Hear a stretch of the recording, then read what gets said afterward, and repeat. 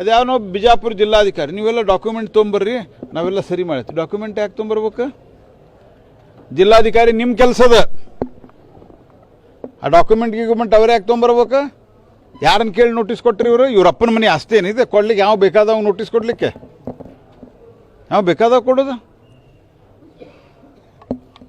ಇದು ಅಲ್ಲಾನ ಆಸ್ತಿ ಅಂತ ಅಲ್ಲ ಏನು ಇಲ್ಲಿ ಅವನು? ಅಥವಾ ಅಲ್ಲಾಗ ಆಸ್ತಿ ಮಾಡೋದು ಬಿಟ್ಟು ಬೇರೆ ಕೆಲಸ ಇಲ್ಲ? ಏನು ನಡೆದದು ದೇಶದಾಗ ಅಂತ? ಯಾವನೊಬ್ಬ ಹೇಳೋಣ ಅಲ್ಲಾನ ಆಸ್ತಿ ಅಂತ. ಇದು ತೀವ್ರವಾಗಿ ಖಂಡಿಸ್ತೇನೆ ನಾನು. ಇದರಲ್ಲಿ ಕಾಂಗ್ರೆಸ್ ಪಾರ್ಟಿಯ ಕುಮ್ಮಕ್ಕದ, ಜಮೀರ್ ಅಹ್ಮದನ ಕುಮ್ಮಕ್ಕದ. ಇವರೆಲ್ಲರೂ ಸೇರಿ ಜನರನ್ನು ಭಯಭೀತಗೊಳಿಸುವಂಥದ್ದು, ಜನರ ಆಸ್ತಿ ಹೊಡೆದು ನಾಳೆ ಆ ವಕ್ಫ್ದಲ್ಲಿ ಅನೇಕರು ಇವತ್ತು ಅನ್ವರ್ ಮನಪಡಿ ವರದಿಯೊಳಗದ ಅನೇಕ ಕಾಂಗ್ರೆಸ್ಸಿನ ಮುಖಂಡರು ವಕ್ಫ್ ಆಸ್ತಿಯನ್ನು ತಮ್ಮ ಸ್ವಂತ ಆಸ್ತಿಯಾಗಿ ಬೆಳೆಸ್ಕೊಂಡು ಕೋಟ್ಯಾಂತರ ರೂಪಾಯಿ ಹಣ ಸಂಪಾದನೆಯನ್ನು ಮಾಡ್ತಾ ಇದ್ದಾರೆ. ಅದರ ಕೆಲವು ಬಡ ಮುಸಲ್ಮಾನರದು ಅದು ಅವ್ರಿಗೇನು ಅಲ್ಲ ಸಂಬಂಧ ಇಲ್ಲ. ಹಂಗಾರೆ ಸುಮ್ಮನೆ ಅಲ್ಲಾನ ಹೆಸರು ತೊಗೊಂಡು ಇವರು ಈ ರೀತಿಯಾಗಿ ಮಾತನಾಡ್ತಾ ಇರುವಂಥದ್ದು ಯಾವ ಕಾರಣಕ್ಕೂ ಒಪ್ಪಲಿಕ್ಕೆ ಸಾಧ್ಯ ಇಲ್ಲ. ಮತ್ತು ಜಿಲ್ಲಾಧಿಕಾರಿಗಳಿಗೆ ಎಲ್ಲ ಇನ್ಕ್ಲೂಡಿಂಗ್ ಧಾರವಾಡದ ಜಿಲ್ಲಾಧಿಕಾರಿಗಳನ್ನ ಹೇಳೋದು, ಯಾವನು ನಿಮ್ಮ ಹತ್ರ ಬರೋದಿಲ್ಲ, ಅವನು ಯಾವ ನೋಟಿಸ್ ಕೊಟ್ಟಾನ ತಹಶೀಲ್ದಾರನ ಅವ್ನು ಸಸ್ಪೆಂಡ್ ಮಾಡ್ರಿ, ಅವನ ಮೇಲೆ ಕೇಸ್ ಹಾಕಿರಿ. ಅವನು ಯಾವ ಆಧಾರದ ಮೇಲೆ ನೋಟಿಸ್ ಕೊಟ್ಟಿವ?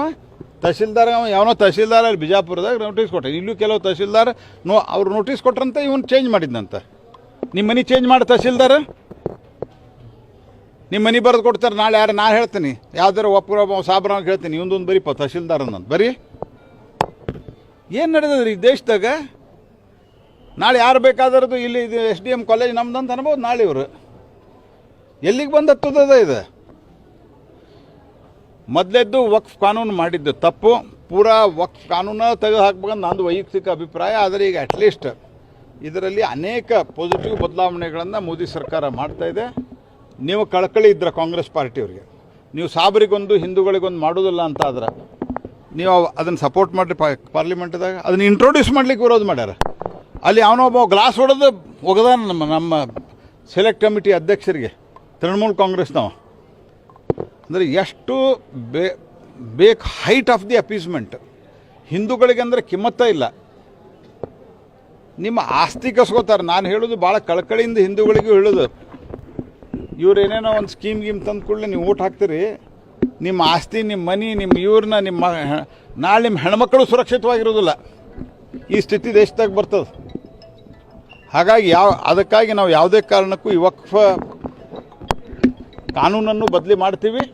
ಮತ್ತು ಅದರ ಜೊತೆಗೆ ಆ ಕಾನೂನು ಬದಲಿ ಆಗೋದ್ರಾಗ ಕರ್ನಾಟಕದಲ್ಲೇ ಕಾಂಗ್ರೆಸ್ಸಿನ ಕುಮ್ಮಕ್ಕಿನಿಂದ ಏನು ಜನಸಾಮಾನ್ಯರ ಆಸ್ತಿಯನ್ನು, ಬಡ ರೈತರ ಆಸ್ತಿಯನ್ನು ಕಬಳಿಸ್ಲಿಕ್ಕೆ ಹೊಂಟಾರೆ, ಇದಕ್ಕೆ ಯಾವ ಕಾಲಕ್ಕೂ ನಾವು ಅಲೋ ಮಾಡೋದಿಲ್ಲ.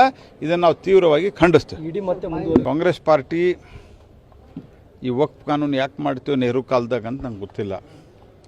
ಹೋಗಲಿ, ಅವ್ರು ಮಾಡ್ಯದನ್ನೇನೋ ಒಂದು ಇಟ್ಟಿದ್ರು, ಇದ್ದಷ್ಟು ಇರ್ತಿತ್ತು. ಆದರೆ ಅದನ್ನು ಮುಂದೆ 2013ರಲ್ಲಿ ದೇಶದ ಯಾವ ವಿಭಾಗಗಳಿಗೂ ಇರಲಾರ್ದಂಥ ಒಂದು ಅಧಿಕಾರವನ್ನು ಕೊಟ್ಟಿದ್ದಾರೆ. ಎಷ್ಟು ಇವರಿಗೆ ಒಂದು ಹುಚ್ಚು ಧೈರ್ಯ ಅನ್ನಬೇಕನೋ ಅಥವಾ ಮೈಯಾಗಿನ ಸೊಕ್ಕು ಅನ್ನಬೇಕನೋ, ಇವರು ಸುಪ್ರೀಂ ಕೋರ್ಟ್ ಹೇಳ್ತಾರೆ ನಮ್ಮ ವಕ್ಫ್ ಬೋರ್ಡ್ ನಾವು ನೋಟಿಫಿಕೇಷನ್ ಮಾಡಿದರೆ ನಿಮ್ಗೆ ವಿಚಾರಣೆ ನಡೆಸೋ ಅಧಿಕಾರ ಇಲ್ಲ ಅಂತ ವಕ್ಫ್ ಬೋರ್ಡ್ನವ್ರು ಹೇಳ್ತಾರೆ. ಈ ಸ್ಥಿತಿಗೆ ದೇಶವನ್ನು ತಂದಿಟ್ಟಂಥ ಕಾಂಗ್ರೆಸ್ ಪಾರ್ಟಿಯವರು ಈಗ ಇಲ್ಲಿ ಬೈ ಇಲೆಕ್ಷನ್ ಇದೆ, ದೇಶದಲ್ಲಿ ಇಲೆಕ್ಷನ್ ನಡೆದಿದೆ ಅಂತ ಸ್ವಲ್ಪ ಹೋರಾಟ ಆದ ನಂತರ ಇಲ್ಲ ಹಿಂತಕ್ಕೋತೀವಿ ಅಂತ ಸಬೂಬ್ ಹೇಳ್ತಾ ಇದ್ದಾರೆ. ಏನೋ ಒಂದು ತಿಪ್ಪೆ ತಾರಿಸೋ ಕೆಲಸವನ್ನು ಮಾಡ್ತಾ ಇದ್ದಾರೆ. ನಾನು ಕೇಳೋದು, ನಾವು ಈಗ ಈ ರೀತಿ ಇವರು ದುರುಪಯೋಗ ಪಡಿಸ್ತಾ ಇದ್ದಾರೆ. ಆ ಕಾರಣದಿಂದಾಗಿ ನಾವು ಎಲ್ಲಿವರೆಗೆ ಅಂತಂದ್ರೆ ಅಳ್ನಾವರದಲ್ಲಿ ಒಂದು ಪೊಲೀಸ್ ಸ್ಟೇಷನ್ಗೆ ನಮ್ಮದು ವಕ್ಫ್ ಆಸ್ತಿ ಅಂತಾರೆ, ವಿಣ್ಸನ್ ಮನೆಯವ್ರ ವಕ್ಫ್ ಆಸ್ತಿ. ನೀವು ಇಲ್ಲಿ ನಿಂತಿರಲ್ಲ, ನಿಮ್ಮ ಮನಿನೂ ಒಂದು ದಿವಸ ಯಾರು ವಕ್ಫ್ ಆಸ್ತಿ ಅಂದ್ರೆ ಅನ್ಬೋದು. ಯಾಕಂದರೆ ಸಾಬ್ ಇಲ್ಲಿ ನಮ್ಮ ಅಜ್ಜ ನಮ್ಮ ಮುತ್ಯ ಬಂದು ನಮಾಜ್ ಬಿದ್ದಿದ್ದ ಅಂತಂದ್ರೆ ಇದು ವಕ್ಫ್ ಆಸ್ತಿ. ಇದು ಈ ರೀತಿ ಕಾನೂನು ಜಗತ್ತಿನಾಗ ಯಾವ ದೇಶದಾಗೂ ಇಲ್ಲ. ಆಮೇಲಿಂದ 30, 40, 50 ವರ್ಷ ಆದ ನಂತರ ಯಾವುದಕ್ಕಾರೆ ಒಂದು ಲಿಮಿಟೇಷನ್ ಆ್ಯಕ್ಟ್ ಅಂತದ.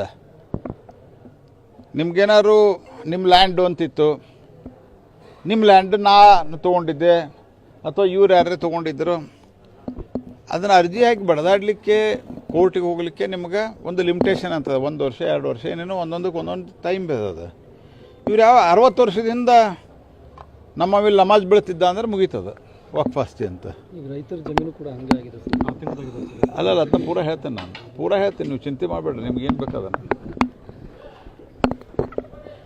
ಹಾಗಾಗಿ ಈ ರೀತಿಯ ಅಪರಿಮಿತ ಅಧಿಕಾರವನ್ನು ಕೊಟ್ಟು ತುಷ್ಟೀಕರಣದ ರಾಜಕಾರಣವನ್ನು ಏನು ಮಾಡ್ತಾ ಇದ್ದಾರೆ, ಒಂದು ಮುಸಲ್ಮಾನರಿಗಷ್ಟೇ ತುಷ್ಟೀಕರಣದ ರಾಜಕಾರಣ ಏನು ಮಾಡ್ತಾ ಇದ್ದಾರೆ, ಇದನ್ನು ಯಾವ ಕಾಲಕ್ಕೂ ಸಹಿಸಲಿಕ್ಕೆ ಸಾಧ್ಯ ಇಲ್ಲ.